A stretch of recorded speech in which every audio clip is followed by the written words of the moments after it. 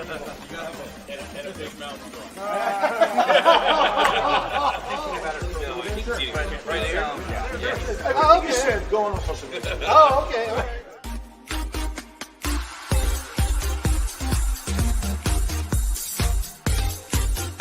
Welcome, everybody. Thank you so much for making it. This is a great day. It started with an idea from this guy over here, Jeremy, the Godfather.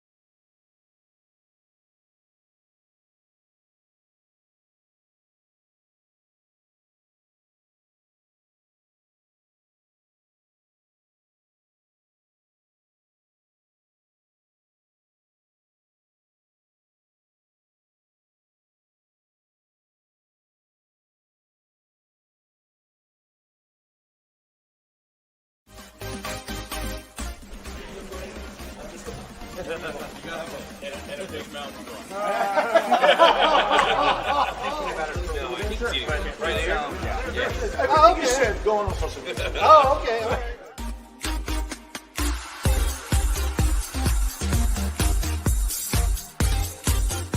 Welcome, everybody. Thank you so much for making it. This is a great day. It started with an idea from this guy over here, Jeremy, the Godfather.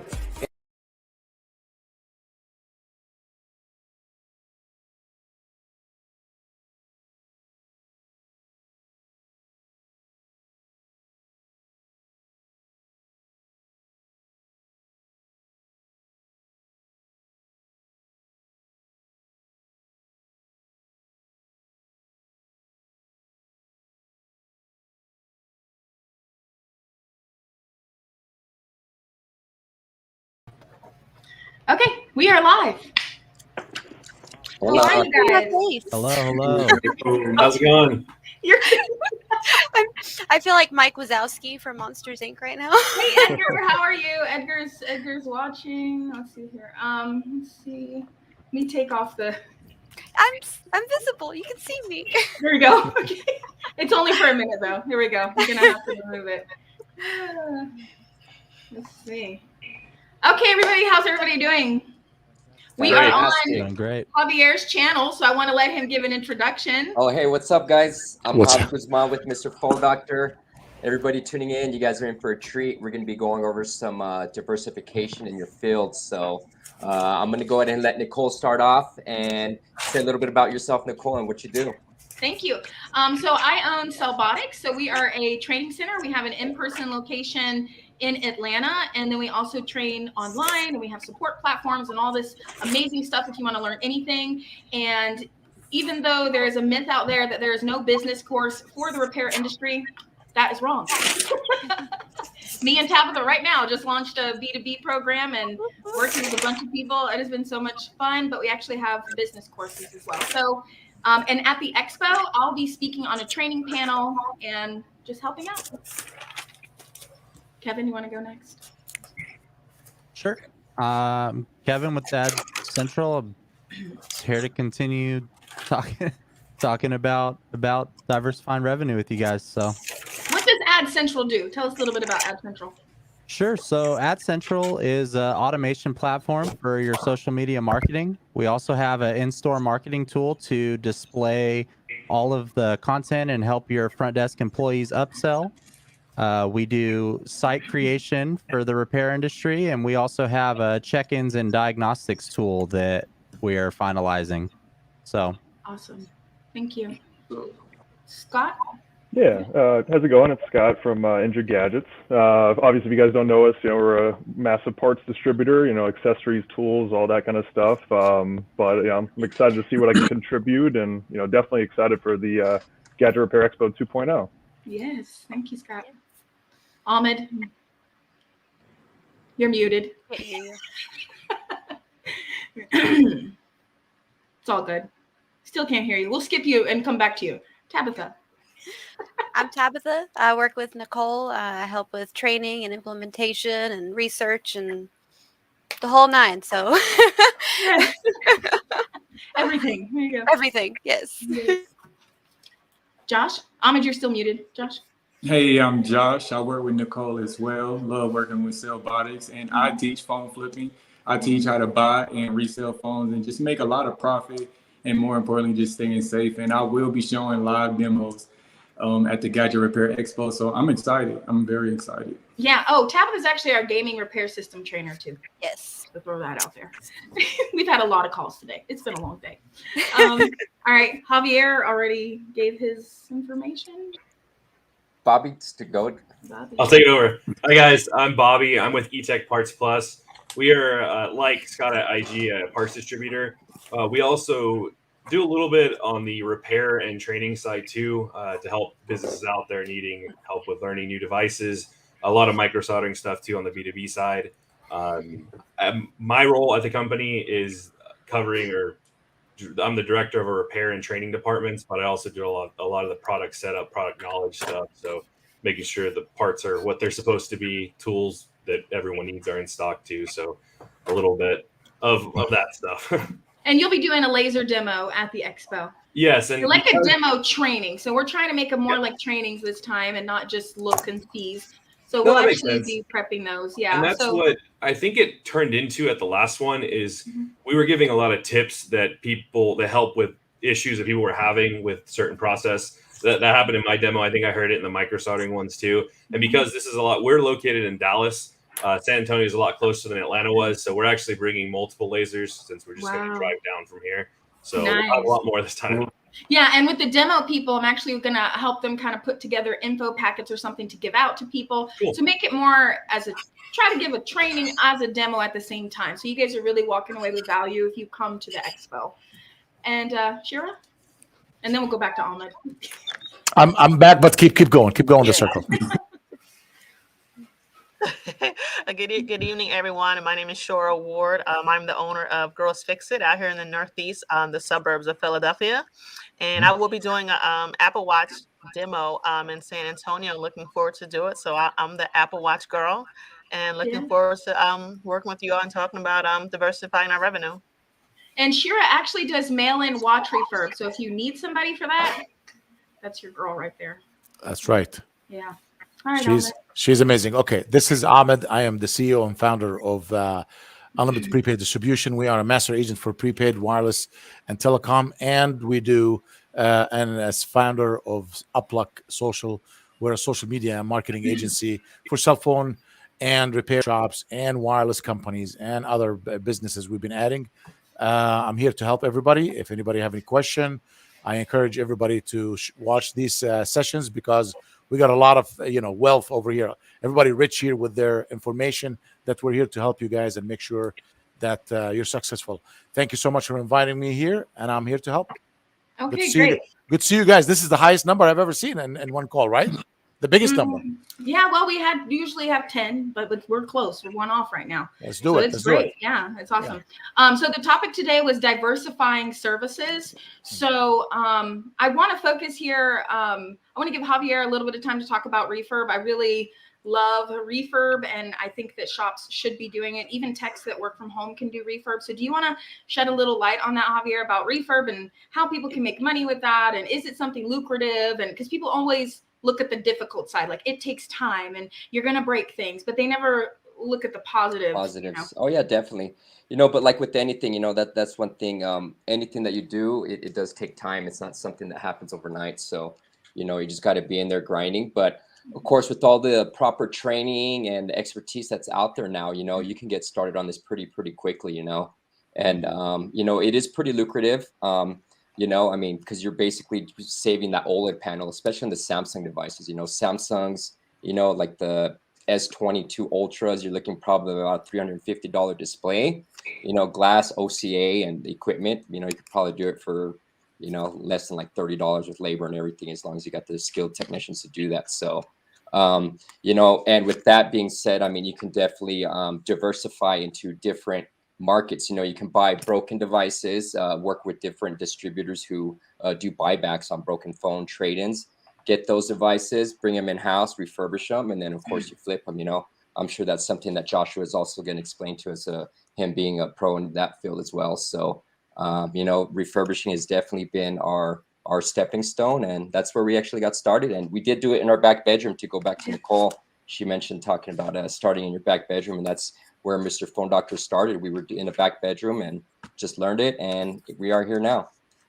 I love it. That's awesome.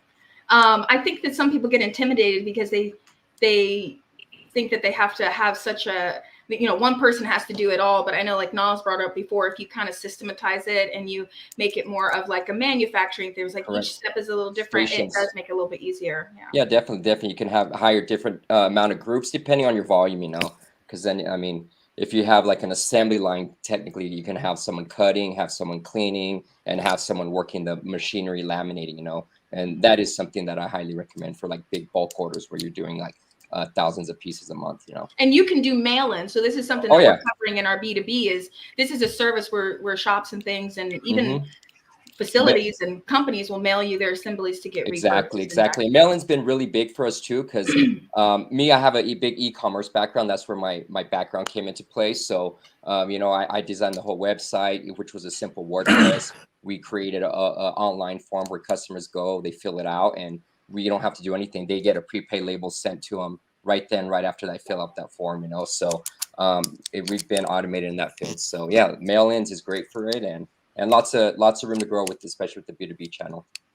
Got it. Okay. Now, another thing that might be intimidating for people if they're looking to add refurb is they think, well, how would I even find those kind of customers?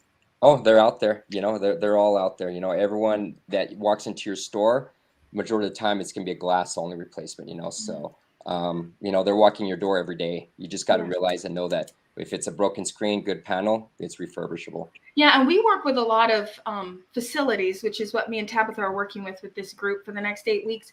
And even facilities need this done. Sometimes we'll walk in and there are bins and bins and bins of screens and they don't know what to do with them. They're either recycling them, trying to find somebody to sell them to. And so, you know, they don't understand, oh, refurbing this. You think that they understand. Technicians seem to think that other people know what we know, but it's just not that widely known that you can actually refurb and reuse them and keep original quality screens.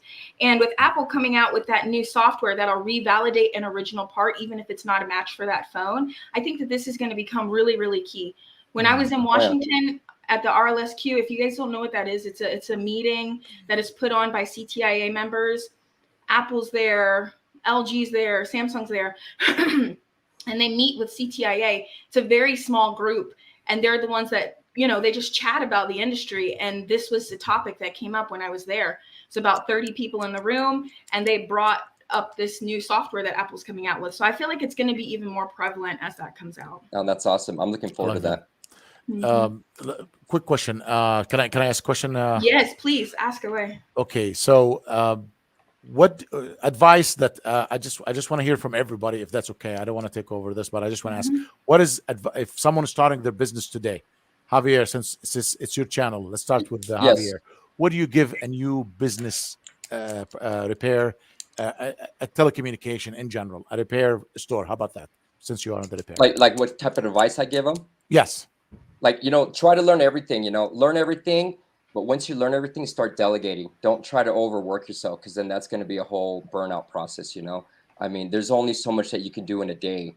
So learn as much as you can. Start getting people that are qualified. And even if they aren't qualified, you know, this is things that they could be trained on and coached on, you know. If you have the right proper training skills and everything can be duplicatable. So you can ease into it. And don't try to grow too fast. You know, all of this does not happen overnight. I mean, I've been in business for 6 years now, and we're still growing to this day. So just be patient and, you know, believe in yourself.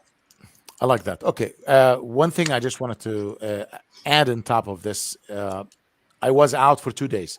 This is my first 2 days in the field with one of the sales managers decided to take me out for 2 days. I literally went to over 25, 30 stores, and there were one thing common in all these stores. One thing.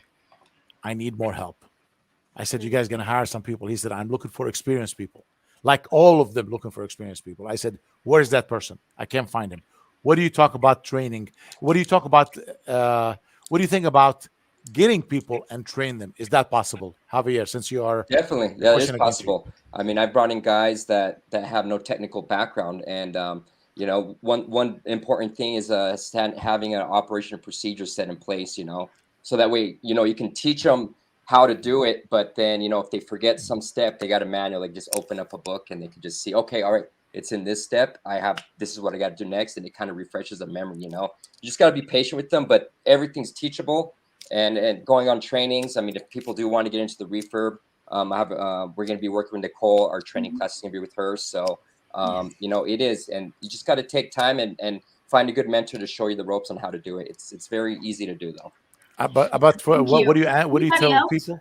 I want to ask Sierra. Sierra, what do you think about training people? Because can you hear me? Am I? Sierra. Yeah, Shira. Shira. It's like shirt raw, like shirt raw. You know? Can you hear me? Yeah.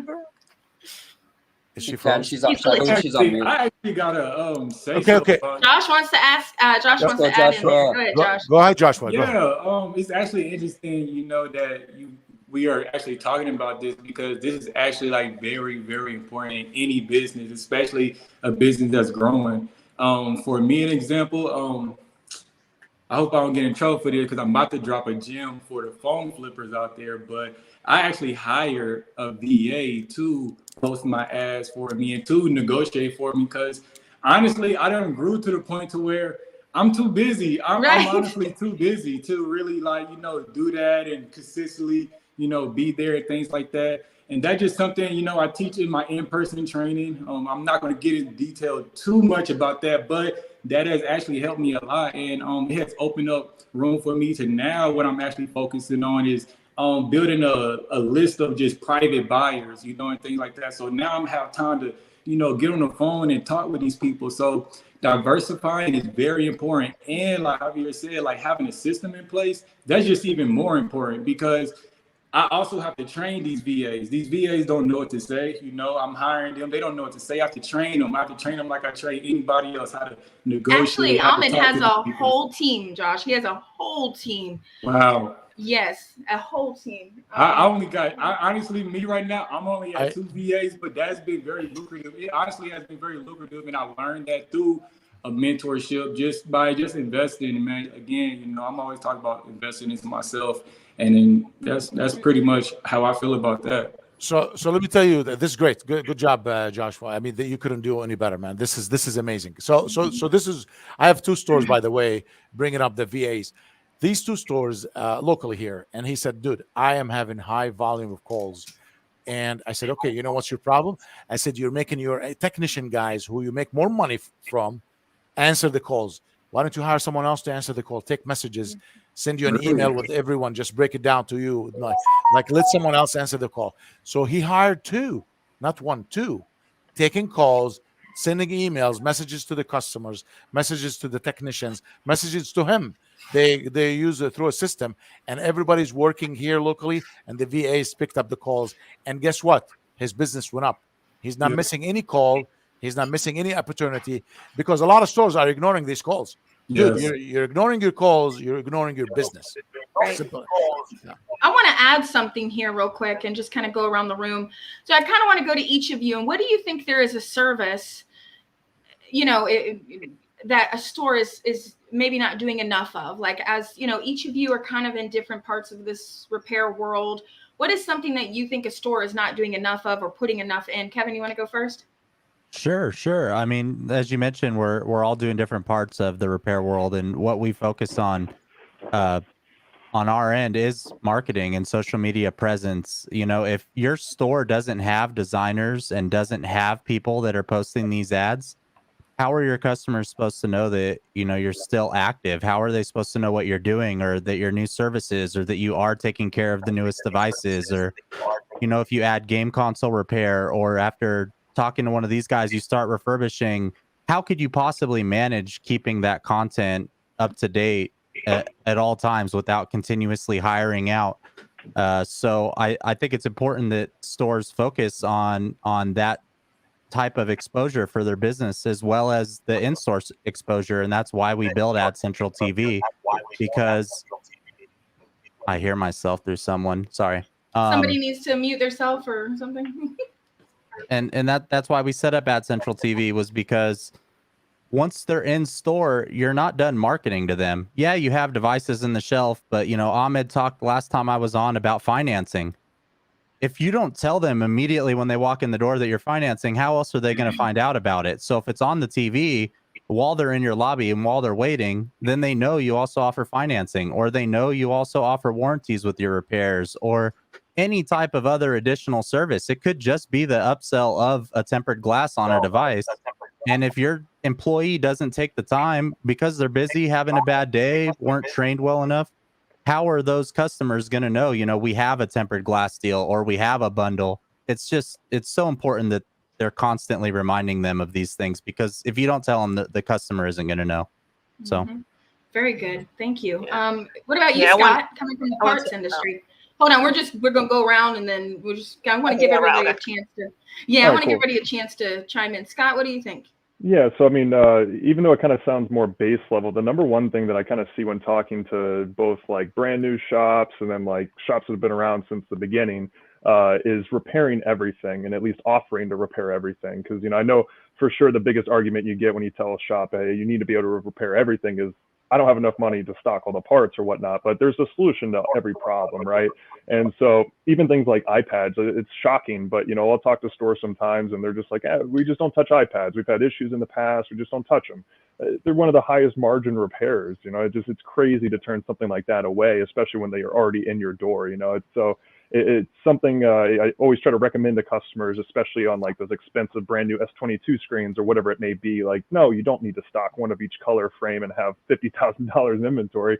Every vendor out there, including us, obviously has overnight shipping, right? Just tack that overnight shipping onto your customer, build it into the repair, whatever it may be, and set honest expectations. But it's one of those where I feel like people get so fixated on like, oh, it's a problem repairing this, or I can't do this because of that. And it's rather than like focusing on the problem, it's like figuring out why is it a problem, and then kind of like working backwards for a solution, you know? So that, I really think that's like the biggest thing, because it's like nonstop. I mean, I've been doing this for like 8 years now, selling parts, and nonstop I'll hear people saying, no, I don't do game consoles, or I don't do this or that. And, you know, there's a way to, you know, not necessarily do every single repair under the sun, but you can still hit 90% of them, you know, by being open-minded and willing to offer it, rather than just essentially letting money walk out your door to your competitor. Because if they come to you, you say, no, I'm not doing it, it's an iPad, they're going to your competitor, getting it done the same day, and then every other repair for them, their family member, etc., now goes to your competitor. So it's not always just a one-loss sale either. It's a compounded loss of just, you know, being closed-minded kind of thing. So I would say that's my biggest opinion on it. Thank you. You make a great point. Ahmed, what about you? Can you hear me now? We can hear you now. Okay, so I was out today, and I just want to say one thing. They have to do all the services, Scott. You're right. They can't stop from doing any. If you're a repair guy, you got to repair. You have to educate yourself. I'm sorry. Sometimes people say it's easy for you to say. No, it's not easy. I open a repair business. I need to do all the repairs. If I don't know some parts, I need to reach out to people like you here on this panel and tell them, teach me, and pay you to teach me. There is a place I was today in a store, and I was talking to, you know, I walked in with the executive from Gen Mobile, and we were talking to the owner. A guy walks in, and a lady walks in, and she wanted to fix her phone. You know what he said? I'm sorry, ma'am, we don't have a technician on staff. So I asked him, I said, oh, wow, you don't have, what happened to your technician? He said he took a vacation. He's been gone for 2 months. I said, you haven't done the repair for 2 months? Yeah. I said, you need to take that sign that says repair in the front off, because people coming in, you're what are you doing, man? You're hurting your business. Businesses are, they need to update. I don't know I mean, maybe I'm hardcore, but I just don't know. I just don't do things half-assed. These people doing half-assed all over the place. They need to be trained. They need to get back again to people like you. They need to ask the professionals, and they need to update the game. That's it. That's what I tell everybody. Update your game, service your customers, come to shows, come to training, call, spend money on your business, and get big, you know? Sometimes, I'm sorry, I can't sugarcoat things. I'm not the guy who's going to sugarcoat. I don't even know how to do it. It pisses me off when I see someone spending 12 hours or 10 hours a day of his life sitting in, dude, you are in jail. Like, if you're sitting in a room between four walls and not making money, you're in jail. That's right, isn't it? Right. Who's next? I'm Tabitha is next. Tabitha, go for it. Yeah. So I would really speak on two different things. Number one, because I do come from that game console background and teach that at Cellbotics. And what I noticed when I was still working in retail locations was a lot of these places would advertise that we did console repair, but we never touched them. We always did business to business. We might make $20, $40 off the top being a middleman. And then when I started diving into these consoles and realized a lot of these were pretty simple repairs. They were really easy. Once you could get down some basic soldering skills for an HDMI port, learn how to take them apart and clean them, and learn how to do a hard drive, you're good. There's so much you can do with that. But on the other hand, I also like to tell people, you want to do all of these things, and it's good to offer all of those things, but you also need to make sure that you have a healthy structure and boundaries for yourself so that you are not overwhelming yourself, or as an employer, you don't want to be overwhelming your technicians at the time. I think someone was talking about before hiring somebody, I think it was you, Ahmed, was talking about hiring somebody to take the phone calls. Take that load off of your technicians. Yeah. And I think a lot of times some stores or technicians will take on all of this stuff and they can't handle it, or employers will put a lot of stuff on their employees and they can't handle it, and then the business suffers. So I definitely think that they need to diversify and bring all these things on, but they also need to make sure that they are having healthy boundaries in place and having proper training and proper support for their employees at this time.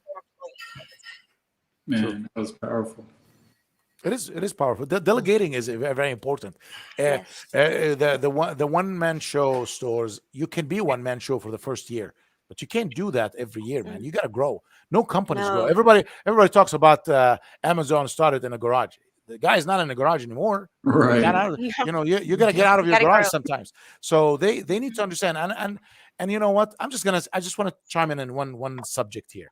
I don't want to be a business owner to be called CEO. Screw that. I don't want to be a CEO. I want to make money.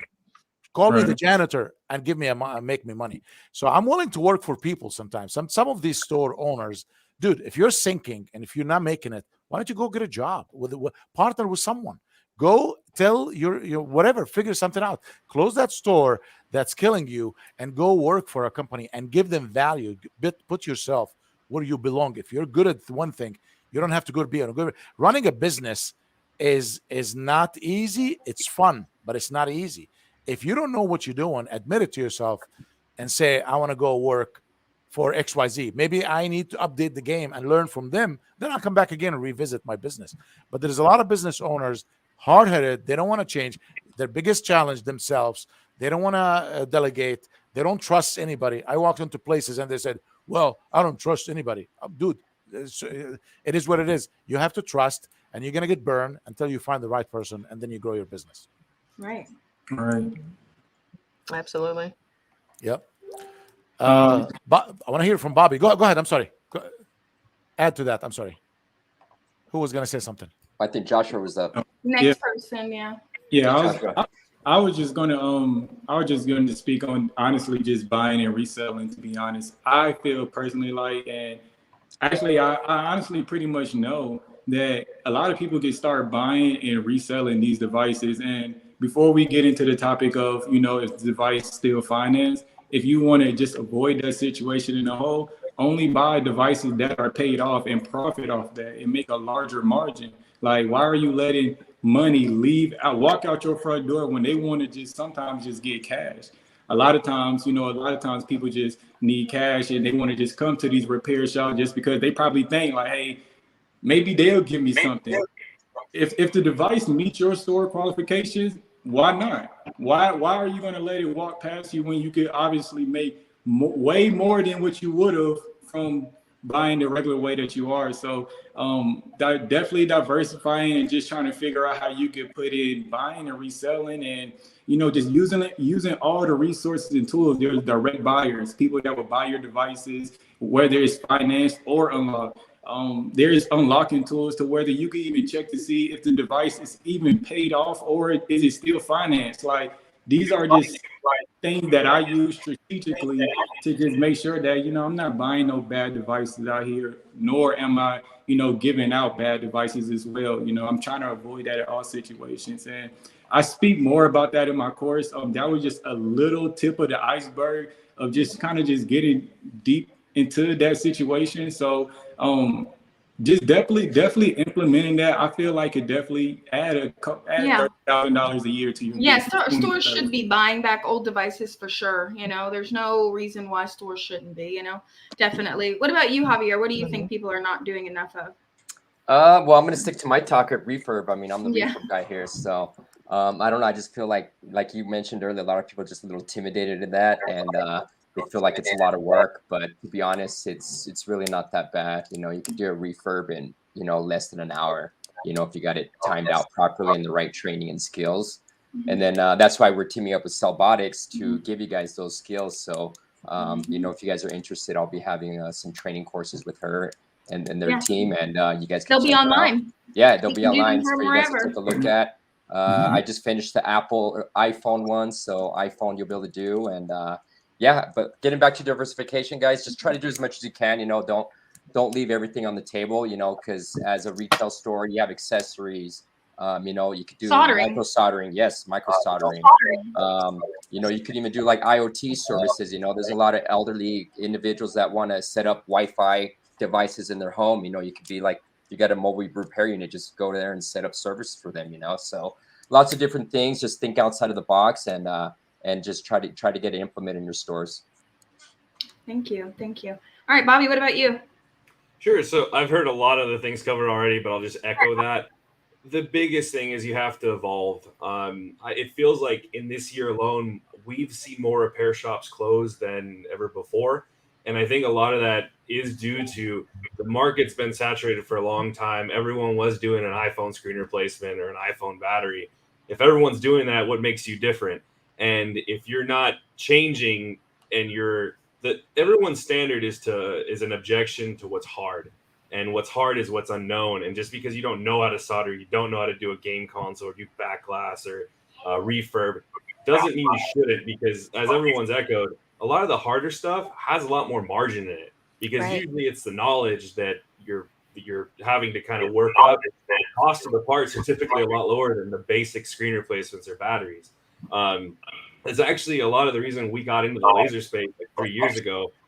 Everyone was trying it just with a heat gun or different methods, and there was a struggle there. And we were kind of like, well, these are like $1,000 machines. Is worth it? We kind of just had to jump in, and it's been great for us. And every repair shop that's jumped into it has seen the same thing. You buy the machine, and then the glass is on average like $5 to $10. So you're making a lot more than you are on just the average repair.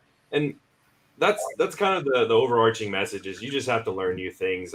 You're going to make mistakes. It's part of the learning process. If you want to minimize those mistakes, having a structured training process, which I've heard everyone kind of echo, is important. The guides or outsourcing that training to another company that can show you how to do that. That way, the common pitfalls. That way you don't have to find them for yourself and cost yourself more money. But that's all a part of the learning process.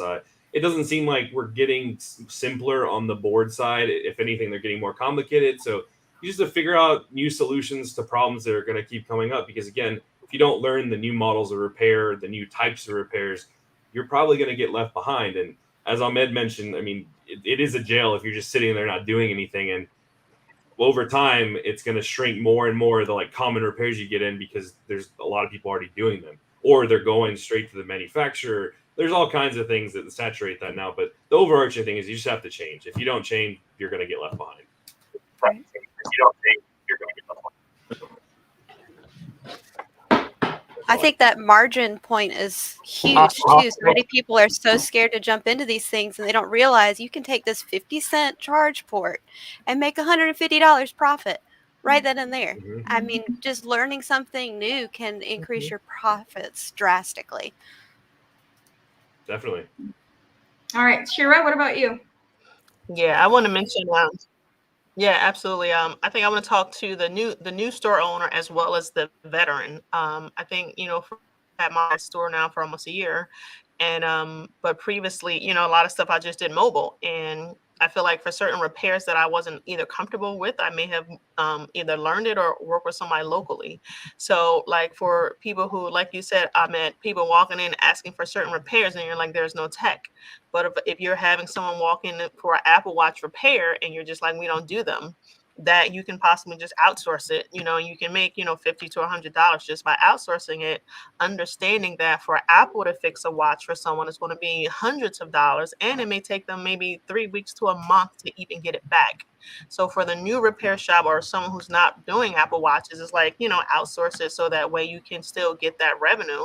And I would just say for some of the veterans, consider if you're working in some of the skills of consoles or other things, look to work with maybe some other local repair shops that maybe they can outsource work to you. So that's something that I've been working on the last few months, is working with other local shops to outsource their watch repairs to me. And so far we have two shops, and we've done probably like 10 watches in a month just for those two. And I've just started recently reaching out to a few. Mm-hmm. Awesome. That's great. We have a comment here. It said, I'd say that if you are sitting out doing nothing, you can simply be learning self-training on new repairs you can offer. 100%. Mm-hmm. Yeah. 100%. Don't just sit there doing nothing. Right. And just complaining like the industry is terrible while we've got owners out here making $2 million a year with one store. Like you're just, and they're in a small town. Yeah, it's just. Come on. Another thing I just want to tell the new store owners and the new business owners, it's okay not to know things. It's not okay not to ask to learn. Ask people. Pick up the phone, call your friend, call one of these guys here, reach out to Nicole. You got Javier, you got Bobby. Call someone. Ask them where to go. Don't be afraid. You're not a less man or less important person if you say that. You're not, some of them are just shy, embarrassed. I don't want to, I'm the guy, I can fix things. I don't need to ask anybody. Everybody, every day I ask someone, every day till today, until the day I die, I'm going to ask a professional to help me in what I do. I'm a marketer, master agent in prepaid products. I still make mistakes, and I go to some of my friends and I ask them. No one is perfect. So ask and seek help. It's okay to do that, because some people might not do it because they don't know where to go. Let me go to Google. Let me go to YouTube. It's good. I'm glad that you do that, but pick up the phone and call some professionals like the one that you're here, and like the one on this panel here, or others, whatever. Just ask a professional. Make sure you ask the right person. Yeah, definitely. So I want to address a question, and this is kind of out of the blue. None of you are prepared for this, but I've had some people reach out to me and say, so what do you think with all these stores selling? First off, I want to say, somebody mute themselves, or has you Facebook running in the background or LinkedIn running in the background, because we can hear ourselves. So if you have Facebook open or something, close it, okay? Because we're getting a lot of feedback, or mute yourself, okay? So first off, do you think from where you're sitting in the industry that a lot of stores have been selling, or is that just their view of it? And two, what do you think that means? If you think that there is a lot of stores selling, what do you think that means? I'll give my opinion last, so I'll let you guys go first. Kevin, you want to give your point of view on it? Or if you have one, you guys might not have one. I somewhat have a point of view, but maybe if I could go in a couple people, just so I could fully understand the direction. Scott, Nicole, do you get my question? I didn't understand the question. Can you repeat it again? So a few people have reached out to me recently, and Ahmed, I positioned you with this question recently, where someone had asked me, what's with all the stores selling? Oh, like actually selling their business, right? Like they're selling their business, right? So first off, because remember, some people perceive things from where they're sitting differently than we do. So is it just, no, there's not a bunch of stores selling from where you're sitting? Or two, do you see a lot of stores selling? And what do you think that means for the industry? So I have an opinion, but I want to go last. So sure. I misunderstood the question for sure. Okay. So Go, Kevin. Go ahead. I will go ahead and say, for one, I think this is natural in any new industry, or not new, but in any industry that it consolidates, right? If you look at carriers like Verizon or anything, they've consolidated a lot over time. And I think the barrier to entry for a repair store is fairly low. And I don't mean that in a bad way. It's just any person could open a repair shop if they put out the effort. And I think what happens is a lot of people learn that either A, that they don't like being a business owner, or maybe they're just not good at it, which is okay. And, or they struggle in general. And I think those people look to sell. And then I think there are also people that were good at being a business owner, good at running a repair store, but they have other goals and ambitions. And so they find themselves looking at other industries. And sometimes that involves selling your older business. I mean, it would be ideal that you keep your business and it operates in a way that doesn't require you every single day, but that's not always an option for some people. And sometimes they just want the startup capital as well. So I do think there are people selling. I do see stores for sale. I do see it even in the franchise space of CPR or other types of franchises where they're consolidating. And I don't think that it should be something that should deter you from wanting to grow your business. I think you should just look at it as, how can you continue to grow? I mean, what they're doing shouldn't affect you, you know? Right. Okay, great. Thank you. That was a great point of view. Scott, what about you? Yeah. So I mean, I guess I definitely don't think it's like a mass influx of people selling their stores necessarily. I do think there's quite the echo chamber on like Facebook and all that kind of stuff, where people, if you're on there enough and you see, every time you log in that maybe someone's selling, that's cool and all, but like that's a tiny scope of like what's really out there, right? So like in my opinion, I don't think at scale, it's, if anything, I would, I guess I would say that more stores are closing than just selling, to be perfectly honest. And the few that are selling, I would totally agree with Kevin. It's usually they've been doing a great job. They like it. They just have been doing it for so long and they want to do something new and they want to get excited again as an entrepreneur. So then they're trying to, sell it off and move on to something else. And they just don't even want to have that like emotional tie anymore to their old business, because it's hard to kind of like let that go even partially while still trying to focus on something else. So granted, I don't have facts, right? But in my opinion, I don't think it's a massive spike or anything. I think with the consolidation and just a lot of changes, things are just shifting a little bit. Yeah, definitely. Thank you, Scott. That's a good point too. What about you, Ahmed? What are your thoughts? We've already talked about this, but I want to. We talk. So I want to do two things. First of all, I want to talk why they're closing and how to stop from closing. How about that? I hate to deliver bad news. I like to give solutions more than, but I'm going to say, both Scott and Kevin, I believe, right? Kevin spoke before. Okay. You guys brought very valued points. I see a couple of comments over here came in, COVID and all these things. Everything they said was correct. I think COVID has a lot to, I see that the comment on the screen. Lots of money coming in from COVID, and people opened up businesses that they were not ready to run. Absolutely. That's 100%. And I agree with that. That was a shock. So let's take let's take some part. They closed. They don't know what they're doing. They were scared. This is their first business. Probably I would have been scared to death when COVID came in and I have to open my doors. Hell no, I don't need it because I'm just new. I didn't see the struggle. There's a struggle in life and everything. And the struggle this time was a nuclear struggle. It was strong for people to understand the beginning. So this is part. I'm going to talk about the people who've been in business for 2-3 years, maybe a little longer. Why are they still struggling?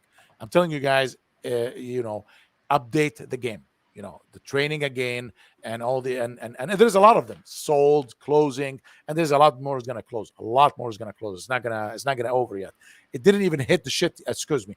It didn't go all over the place yet. There is more coming in, and we're going to see more closing. But the ones that they're struggling right now, you need to update your game. You need to change the way you're doing. I said that before. If you're running your business today, like exactly the same way you ran your business before COVID, you're gonna struggle. I don't want to say close, but you're gonna struggle. So stop the struggle and start marketing, building your business. For today, my visits, by the way, I haven't visited stores in about 5 years. So these past 2 days, I went into 25 was the best thing. I decided to do it next week. So I'm going to be out alone next week, just visiting because I need to connect with these guys. Nice. Do you have a Facebook page? No. Do you have a website? No. Do you sell online? No, dude, what the hell are you doing then? Right. That's what are you doing to yourself? You're gonna die. You are. I didn't tell them that. I said They're I need not to going come to back. die. The business is gonna die. You know, that is what. But when the business die, it's me dying too. So Right. my family dying. I don't need that to happen. Right. So I don't want anybody to die. You have a lot good things out there. The game need to be updated. I am just disappointed that I heard a lot of the answers I heard. I didn't tell them that because I don't want to make them upset. But I'm gonna go back again and have a little talk with a few of them and to see how I can make them understand. But I can't do that to everybody. I'm not gonna be able to go that all over the country. So they need to watch seminars. They need to educate themselves. Education, training, and that's what's gonna save their business. Otherwise, we're gonna continue seeing the struggle, and a lot will close. But I think sometimes this message falls on deaf ears that are kind of numb too. They need to re-energize themselves for their business. The biggest challenge these days to businesses, the owner themselves. Motivation, like literally being excited for your business. Like somebody has us playing in the background. Just all right, Tabitha, what about you? What do you think? Is that you, Ahmed? No, it's not me. I don't know. So I have a couple of different opinions on it. Number one, I think that because of social media, we see things and a lot more than that's what's really happening. I think that we're seeing a lot of companies, they're selling, they're closing, they're having these issues, whatever. But I think it's just so much more in our face now as it's on social media, and we're spending so much time on social media. We see a lot of things on there. But I also think in addition to that, I think there's two different things going on. I think you've got some people in the industry that have been in the industry for 10, 15 years, and they're getting burnt out, and the industry is evolving, and you either keep up or it's not going to work. Right. And then I think on the other hand, you've got people who jumped into the game. Maybe they've only had a shop over 6 months to a year, 2 years, whatever. And I mean, just in the few years I've been in the industry, it has changed and evolved so much. And if you don't have the mindset to keep growing and to evolve and to change with this at the rate this industry evolves, it's just not going to happen. You're not going to be able to last. You've got to be able to keep up with the pace of this industry. Yeah, that is so spot on. And of course you would say the first thing I was going to say. You created a mini Nicole. We're just on the same brain frequency sometimes. All right, but Josh, go ahead. What about you? Oh, you're muted. Honestly, I don't have too much of an opinion on this topic, but what I will say is if you are struggling, in your repair business, I would definitely suggest coming to the Repair Expo just because, like, I promise you, like, on the first one, I learned so much. And, like, the fact that you're going to be able to learn from, like, all these different people, you will get your answer there. Like, I remember being there, somebody asking these questions, everybody's, answering these questions. Excitement. Remember the energy and the space. It's just a lot of just good energy. So if you are and you can't invest $99 to, come to this event and learn and possibly help your business and do a big 180, then I'm confused. Yeah, thank you. That was great. That's a great tip. What about you, Javier? Yeah. I'm going to mute you. If you guys aren't talking, can you mute yourself? I don't know where the feedback's coming from, so. Yeah, I'm going to touch back on what Josh said, get in touch with people, get to the expos and just find one way that can re-energize you, give you that spark, because stepping back into your retail showroom, your business and, your employees and everybody sees it. So whenever you start feeling like that, it has a trickle effect and everyone gets affected. So I know times get tough and your attitude and stuff may shift, but just try to catch yourself ahead of time, and stay positive and just try to, re-engineer things and just keep pushing forward. Everything's gonna be good. Just remotivate yourselves. Real quick, there was just a comment that came up asking where the expo is. It's in San Antonio, Texas, but the dates I'm not 100% sure on. Yes. Yeah, so it's October 13th and 14th. Tabitha will be there. She just doesn't know the dates. I just don't have the dates memorized. It's in her calendar. I'm going to show it up here on the banner. So it's October 13th and 14th. Let me just add the location in here. What about you, Bobby? What do you think about this whole store selling thing? Do you have an opinion on it? I do, and I think I mentioned it earlier. Everyone's comments kind of puts it more into perspective. So I'm seeing it more now, or I'm hearing it more now, and there's more of a concern now than there used to be. I think what's happened is when COVID started, it was kind of a lull, and then it went up because everyone had these stimuluses, and it was kind of a high, and then we're coasting down now. Am I muted? No, I'm not muted.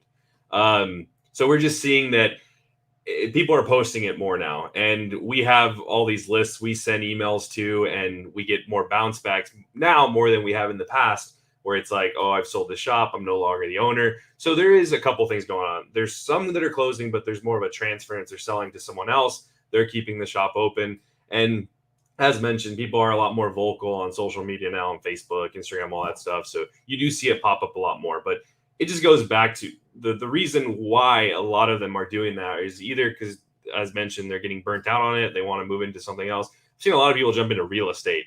That's been a common one. And then the second one is just they don't have enough revenue to cover their expenses. And a lot of that goes back to they're just not changing. They're trying to do the same thing they've always done, and they're in a hole they can't get out of because they're not trying anything different. And I think that's a definition of insanity, right? Expecting different results of doing the same thing and over and over. So it just goes back to that. And that's where going to the expo in Atlanta, we got to talk to a lot of other vendors, a lot of other potential customers of ours already too. And just, we heard the same thing, that they're having to get new things. And the two big ones are micro soldering and refurbishment, because those two things have always been seen as, this is like a level 3 type repair. This is the hardest thing you can do, and you're like a master tech or whatever you want to call yourself.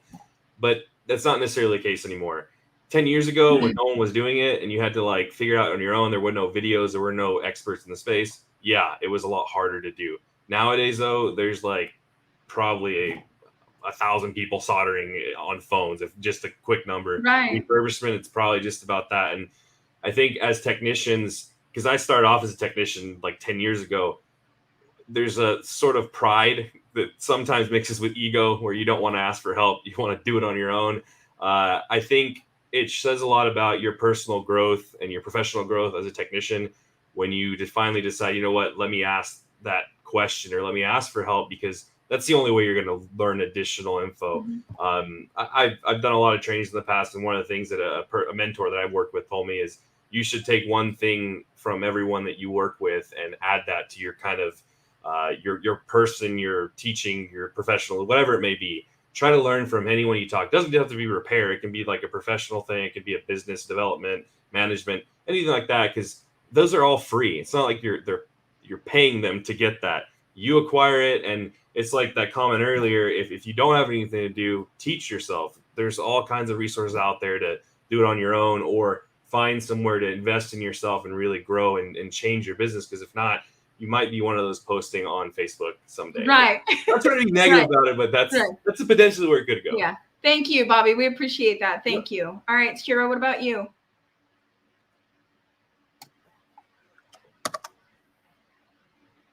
Shira? Yeah, so yep, sorry, I was taking myself off of mute. So I think a big thing is, some of us have transitioned from techs to business owners. And, the biggest thing is you have to be working on yourself to grow as you're running a business. So running your business and working on your business is one thing, but you have to also work on the business, not just in the business. So it's, what kind of growth plan are you working on? What are you doing for marketing and sales? Are you improving anything? Are you recognizing any issues that are happening? Are you able to resolve anything? Do you have these processes and different things in place so that way you can improve? Otherwise, some people are just experiencing drop in their revenues, but they have no idea what's happening and why, because they're just kind of, running the business, and they're not working on the business to be able to recognize where the holes are and what are some things they need to improve. And I think Bobby mentioned it, sometimes it's the ego. It's like, you can't be afraid to ask for help. You need to, make sure you're with community of the industry, come into these expos, so that way you can meet people, because it can get lonely being an entrepreneur and you need support, or you need suggestions and recommendations for other people. So I think the expo definitely opens up a community for people to work with other shop owners, to work with and learn and grow, that it will help them work on their business and not just in it, so that way they can have longevity. Right. Thank you so much. You make a great point. Somebody commented, I can't see their name, but thank you so much for the info. I will plan to come to the expo in October. That's great. For me, I think, like Tabitha touched on, we just see it more because of social media. I think that's one thing, especially at Cellbotics, because we get people are just for some reason learning that we're just helping people share them and sell them, even though we're not like a selling company. We're just like connecting people.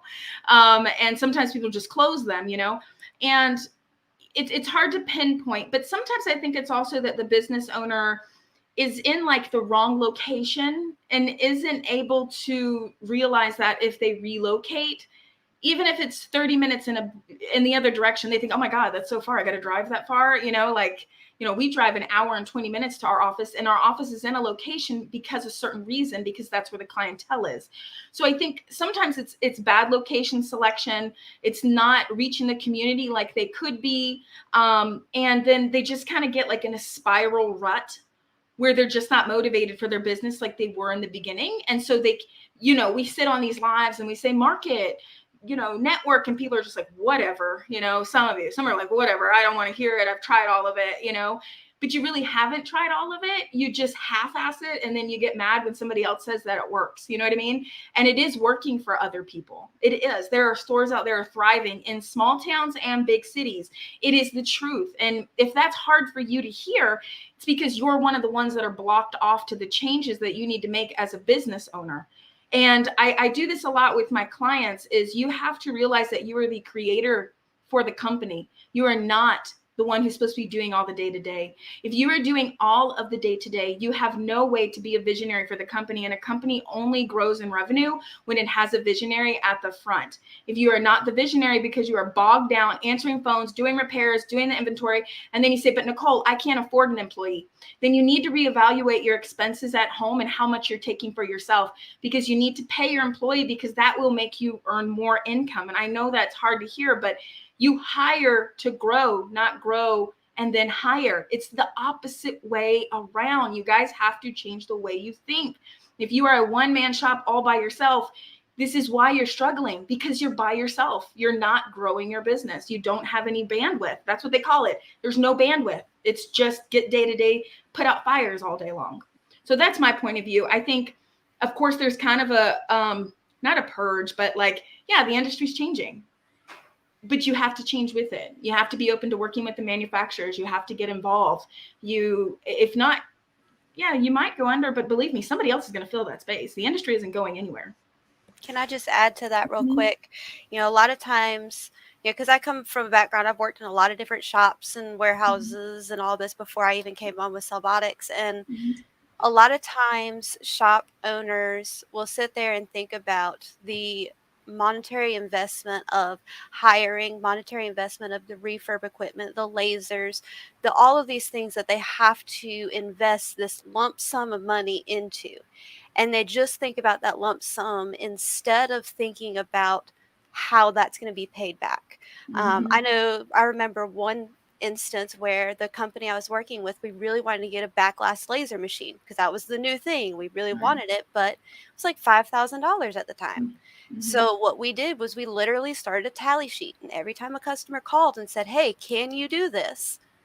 We would just mark it down as a tally. And once we built up enough, we're like, we can pay this off in 2 days. If you guys, because of the amount of people asking for it. Yeah, Tabitha, I wanted to tell them about the sheet that we created, and we give it away for free. Cellbotics Online. It's the interaction tracking.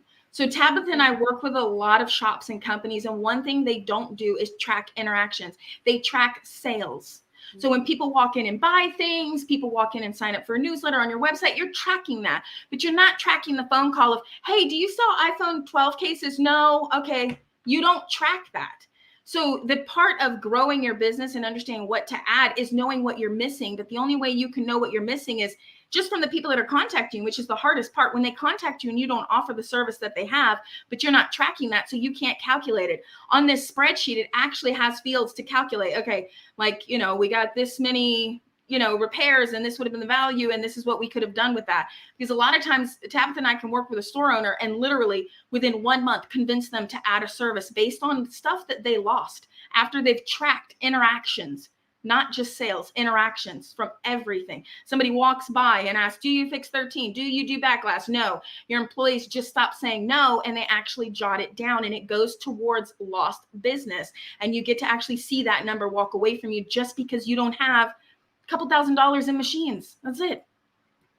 So sellboticsonline.com if you want that interaction tracking sheet, if you guys are watching. It's are you there? Can you guys hear me?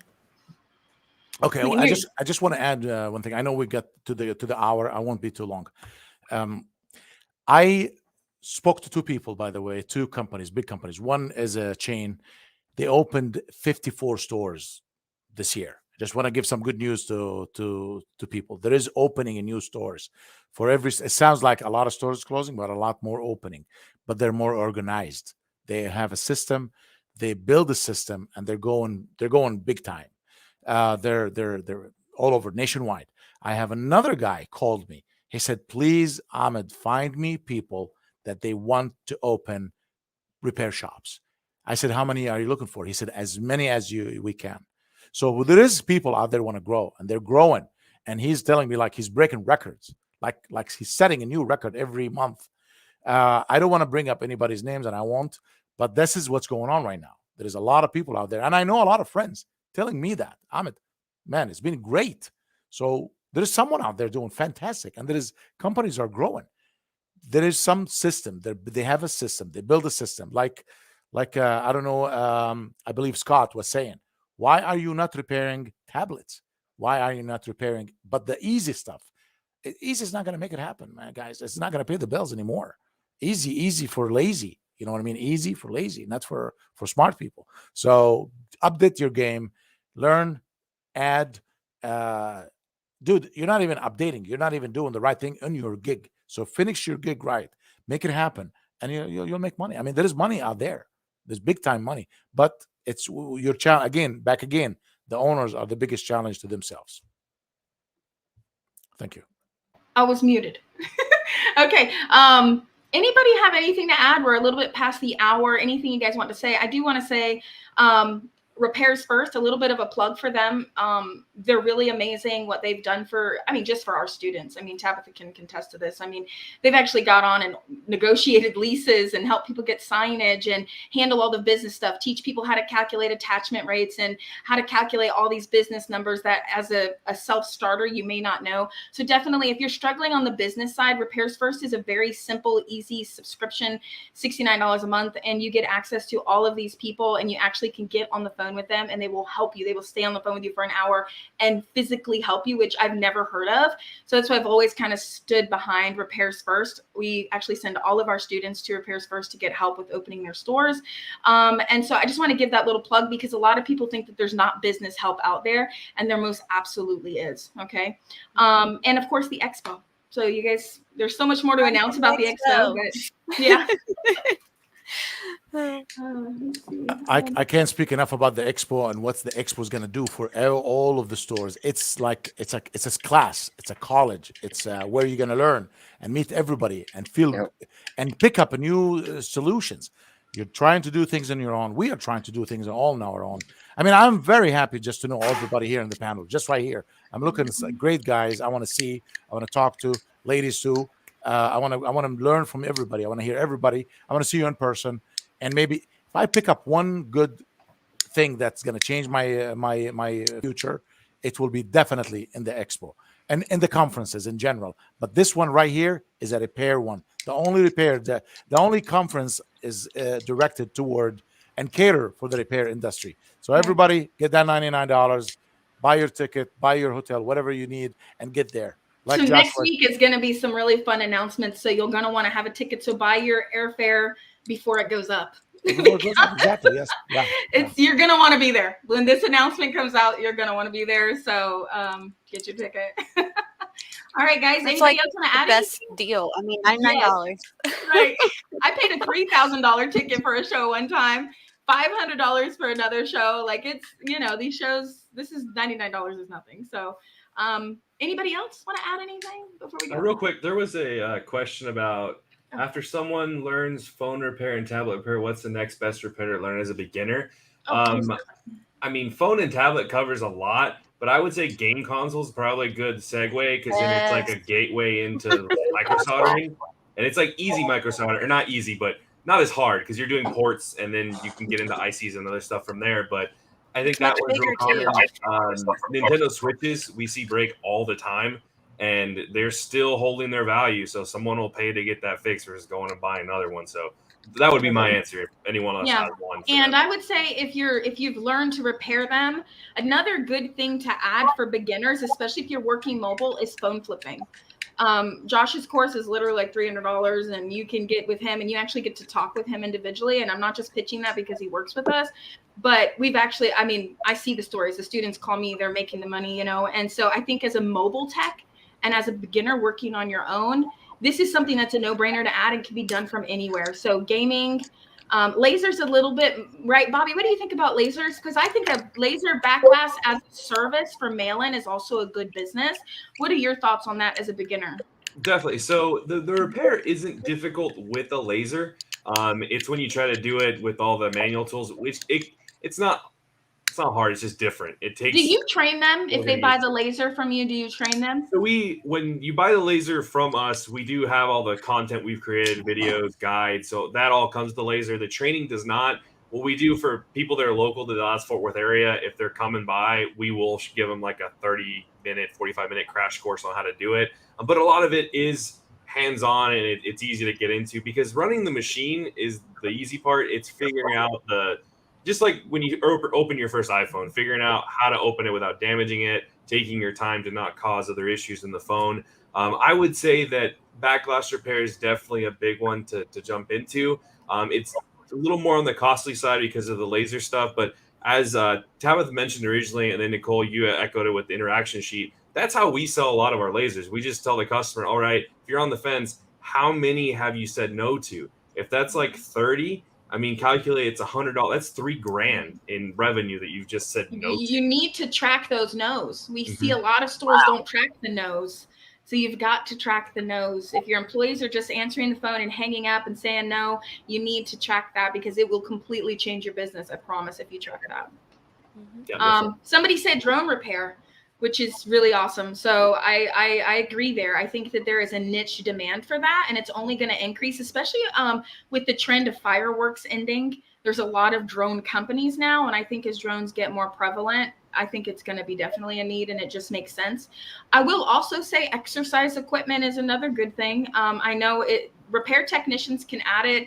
I mean, I've talked to Peloton myself. There's a huge gap in the market where exercise equipment is not being fixed, and you can average $250 to $300 an hour to repair them in home.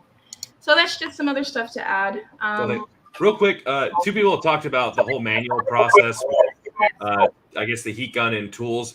We gravitate towards the laser side, but it is definitely doable with the heat gun and manual tools. You just have to have more control because you are dealing with higher temperatures of heat, which can cause damage. But that being said, you can cause damage with anything. So I'm not the best to speak through the manual process. I think Scott and his team have a kit that has the whole manual thing. So I think Brad on his team is the one that does a lot of that. So he can probably speak a little bit more to that, but it's definitely possible with a laser machine. We just like the ease with the laser machine. You kind of set it, it goes, and then if you do buy the laser machine that can do laser engraving, you can do things like custom engraving on phones, on cases, on chargers, stuff like that. I want to touch on this question. It says, do y'all teach drone repair? We do not currently at Cellbotics. However, at the expo, we are working on getting a drone school to actually come and give a demo. We haven't locked them in yet, but I'm giving out a little bit of secrets there. So there's a lot that's going to be at the expo, and we would announce it before the expo starts if it's going to be there. But truthful Jeremiah, as you being a beginner, I would definitely buy a ticket to the expo because you are going to learn so much. Javier's going to be there giving a demo. Bobby's going to be giving a demo on the laser. Shira's going to be giving a demo on watches. We're going to have some micro soldering training there, but I can't speak on that yet. There's going to be a lot of things there that you'll actually learn that will save you from having, like you'll just get an intro to me like, oh, I really want to do this. You know what I mean? Somebody mute themselves. Okay, there we go. We got it. All right. Anybody else want to add anything? Anything else? Please, info about the laser machine. Somebody wants info about the laser I machine? would say the last thing I would add is just a kind of a plug for Nicole at Cellbotics is I was certain repairs and I feel like sometimes things, it's nothing wrong with that to a degree, but I feel like taking training, taking formal training will also build your confidence in, repairing different things. I say for me, going to the training, we did a few teardowns, and for me, it was the first teardown, but since then, it has given me, a great amount of confidence to device now, just because, attending that training. So I would say invest in your spray, how much money you're going to lose by coming to this expo, but look at how much you're going to grow, how much information you can bring back to your team, or even info that you can come back and put a plan together for yourself in your shop or to eventually open a shop. So don't be afraid to invest in yourself. And, they say scare money don't make money. I love it. I was muted. I said, thank you. I love that. All right. Anything else before we go? If you want to buy a ticket, it's gadgetrepairexpo.com, $99 out the gate. Boom, you're there, ready to go. The person that said, please info me about this laser machine, it just says Facebook user for me, so I'm not sure who you are, but if you want to reach out to us at eTech Parts Plus, that's our name, etechparts.com. Feel free to reach out, and we'll take care of it from there. Nathan Ming is our Okay, Nathan Ming. Awesome. And a plug for Injured Gadgets there. So Raul loves Injured Gadgets, and so they've got all the stuff that you need. Here you go. Thank you, Raul. And they say thank you. Okay. All right, guys. Hey, good time. This is great. Thank you, everybody, Appreciate for it. being on. You See you on the next one. See you guys. You don't have to Have a good do night. this. You don't have to do this. You are here on your own accord. We are not paying them to be on these lives. I cannot stress that enough. And they are taking time out of their busy day while I'm chasing them around trying to get them on lives, and they do it for us. So I just love you guys. It's great. Thanks, It's Nicole. great. Thank you, Nicole. Everybody's a Thank thank you, you. Nicole. Guys, bye. Have a good Bye. night. Amazing.